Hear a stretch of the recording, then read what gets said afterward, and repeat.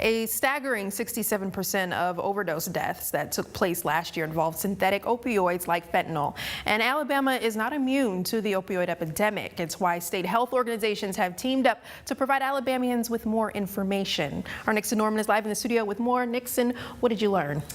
Now, according to a 2022 DEA lab study, 6 out of 10 fake pills seized by the DEA contained a potentially deadly dose of fentanyl.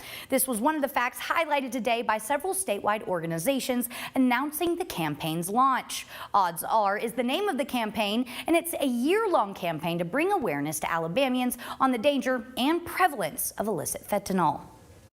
At today's launch of the Odds Are Alabama campaign, some stats were shared about the current death rate of Alabamians when it comes to opioid overdoses. Rarely does a day go by that we don't see at least one or more fentanyl overdoses. And unfortunately, we see several deaths per week from overdose. Those trends are consistent to what's taking place here in North Alabama as well. Last week, we had at least four overdose deaths in Madison County last week.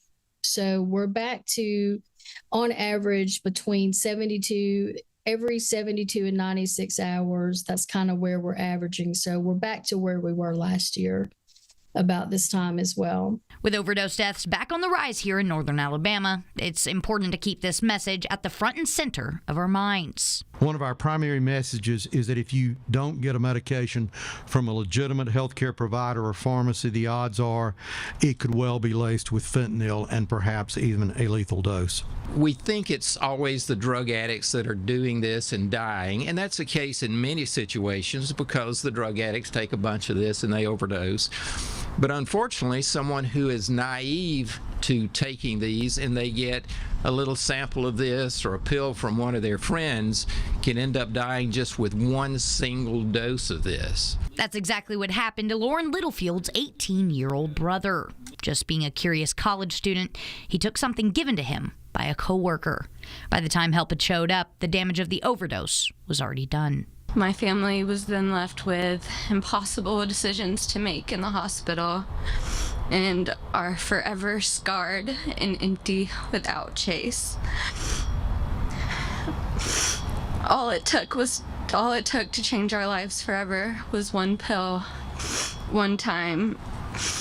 I really appreciate the work everyone up here is doing. It's so important to not stop talking about how dangerous and prevalent fentanyl is and to hopefully stop this from happening to other families. This is a strategy that we use all the time, and we feel like it's important for people who may be struggling with substance use to know about that hope that's on the other side. And the only way to do that is to share those stories from people who've walked similar paths. The Partnership for a Drug-Free Community will also be holding a local informational panel come April 11th with a focus on educating North Alabama's youth. For more information, head on over to fox54.com.